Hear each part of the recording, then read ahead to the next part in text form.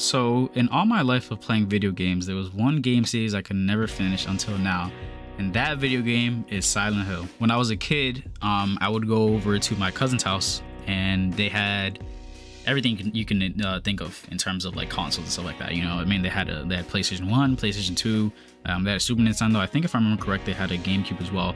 So basically, I loved going to my cousin's house because I didn't have these consoles myself. So I always loved going over, obviously, to spend time with my family, but most importantly, you know, play video games with them and, you know, just pass time like that. And there was one day I noticed there was a game that they were playing, and it was called Silent Hill. And me being a kid and me being morbidly curious, I wanted to see what was up with it. So they started playing it, and I started seeing how horrifying this game was, how grotesque and how, you know, terrifying the game actually was to me. And it left a mark on me for a really long time. I think that, well, first of all, I mean, I was a kid. I don't know why, you know, why I was able to witness that, or why, you know, my younger cousins were also playing in a game that was for adults.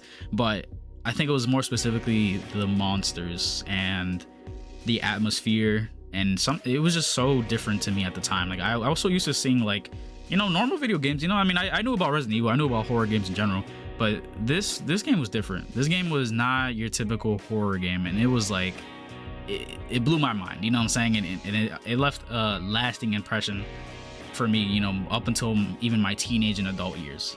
Even as I got older, you know, I started experimenting more with horror games. I mean, one of the last and really good horror games I played was Alien Isolation. And if you know anything about Alien Isolation, I mean, you know that game is, like, you know, it's regarded as one of the best horror games, you know, in the 2010s, just because of the alien and the AI and how intelligent it really is, and how it caters to your play style, and how, you know, it follows everything that you do. It's very specific and it's very different. But, you know, I played that game and I thought it was very fun, you know, and I never played horror games. But even then, as I tried other horror games, you know, like Outlast, stuff like that, there was always that one game I could never go back to. And that, like I said, it was Silent Hill. And one of the things I was thinking about is, like, well, you know, I'm an adult now. I like horror movies. I like scary things.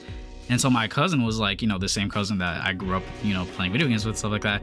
He was like, well, why don't you just go back and play Silent Hill finally? And I was like, I was like, so about that, I don't know, it's so weird, you know. I mean, I was only a kid when I was watching, you know, my cousin, you know, play Silent Hill 2 and stuff like that on the PlayStation 2, and for some reason, I mean, I'm not gonna say it scarred me, but like, I'm like, yo, I'm never gonna play Silent Hill. That's what I told myself for the long time. I'm like, I can't play that game, it's way too scary, I can't do this shit. But now I'm an adult, and so now I'm like, you know what, I'm an adult, I've played scary games before. I'm like, you know what, why not go back and revisit it? You know, why not face my fears? Why not go get closure for a video game that I always put away for so long? I mean, and that's another thing too, is I told myself I was going to, you know, revisit it at some point. I was gonna play all the games, you know what I'm saying? Even though I'm terrified of playing all the games, is that eventually I would go back and I would beat them. And one of the games I'm starting with now is Silent Hill 1, obviously. I said I'm gonna play all of the mainline Silent Hill games, so Silent Hill 1, 2, 3, and 4. I'm not sure about playing, you know, the other games, you know, like Shattered Memories and the other games that aren't regarded as good, or, you know, as good as the first 4 games. And even playing 4 is controversial because, I mean, some people really don't like that game. But I started playing Silent Hill 1, and probably more than likely the gameplay you're gonna see in the background is Silent Hill 1. But I started playing Silent Hill 1, and I don't know why, but it's actually been like it's been really fun. You know, I'm very invested into the game, surprisingly enough, you know. And obviously I'm still scared. I'm still very kind of like, it's creepy, you know what I'm saying? That's just Silent Hill in general. But I found myself kind of, I guess, like embracing it, you know, in a way. And it's very weird, you know. I'm over here talking about a video game like it's some, like, you know, crazy thing that's been like following me for so long, and how it's making this drastic change on my life or whatever. But, you know, I just feel like it's been so long that I've like put this off, and I'm like finally playing it now, and I'm like, oh wait, you know, Silent Hill's pretty fun. So granted, I mean, it is still very, like I said, it's very creepy. I mean, that wasn't gonna change, and, you know, it's not bothering me as much as it was when I was a kid, obviously. But another thing that kind of helped like comfort me as well, it's kind of like the enemy types in the game are very kind of goofy, in my opinion. You know, like, I mean, the beginning of the game, I mean, you have the dogs, but then you have these fucking flying pterodactyls, bro, and they're fucking annoying. Like I can't stand them, you know. Like they're so bad. I mean, they're annoying. They try to they walk around and then they fly and they like peck your head, and then you go to the school and you got the little midgets running around with knives, and it's you know, the enemy types are kind of, you know, that I'm still only in the beginning of the game, so I still haven't, you know, really fully beat the game yet. But at least in terms of the beginning of the game where I am now, like the enemy types are really, they're kind of funny, and they're not really as like scary or as, you know, as bad as I thought it'd be. Granted, I feel like another thing that makes this game scary is the music. I don't know why, but you know, the composition for the game, or at least like the music, is like very eerie and it's very off-putting, and I can tell that, you know, obviously it's to make you uncomfortable. But you know, and it gets better in the second and third game, especially the second game. I mean, the second game's music is like really good, you know, from what I heard, and just overall, Silent Hill 2 is like a fan favorite, obviously. But I think that I see, you know, what they were trying to do with this game, you know, and what I learned from this is that, you know, at the end of the day, the only thing stopping you is yourself, you know. I think that eventually, at come one point, I think we should all face our fears, whether that be playing a video game, whether that be, you know, insects, whether that be, you know, height, claustrophobia. Granted, some of these things I know that I'm saying, it's like, you know, sometimes you might actually need therapy to, you know, face your fears or get rid of them. Like, you know, some people have chronic phobias and stuff like that, especially like trypophobia. What is that shit with the holes or whatever? Like, I know some people are like terrified of that, and you know, I'm saying some of this stuff is like way more, it's way more complicated than just simply like, you know, going to play a video game or revisiting your fear and stuff like that.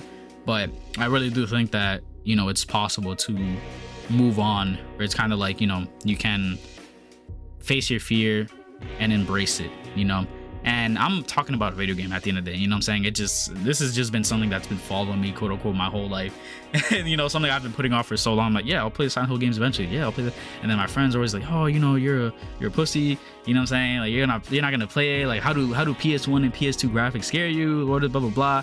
And I mean, I always tell them, it's like, it's not more so the graphics and that stuff that scares me. It's just more so like, you know, me being a kid and witnessing some of the scenes and how gross it looked, and at least like when I was a kid and how me remembering it, I'm like, yo, I cannot play the game, it's way too creepy. But I think that one of the other things that it helped me understand, at least like now that I'm older, is that, you know, at the end of the day, no matter what situation you're put in, you kind of just gotta keep going forward, you know, and that's kind of just life in general. As you know, Silent Hill 1 is about Harry Mason trying to find his daughter. She's lost. I mean, Harry wakes up in Silent Hill. He's confused, doesn't know what's going on. He's looking for his daughter. His daughter's like running away from him, stuff like that. He's trying to get to her. And I think that, you know, this being a horror game, whatever, this and that, I mean, it's more, I feel like the game is kind of teach you like perseverance in a way.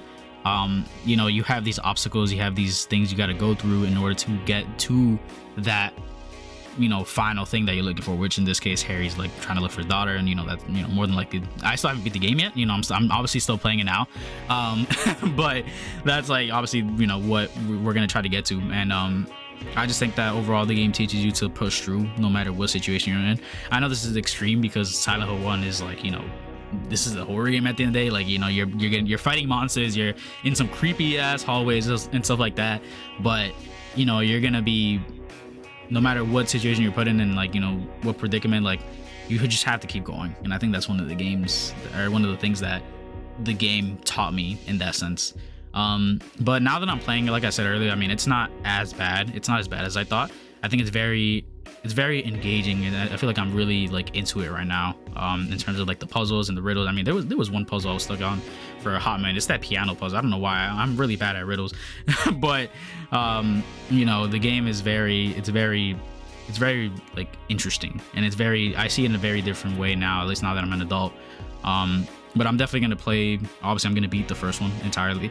I'm going to play 2, 3, and 4 when that time comes. I mean, I think probably the game I'm most scared of is probably 2, just because of Pyramid Head and, you know, this other stuff that's like walking around. I mean, that game is just, it's creepy as hell.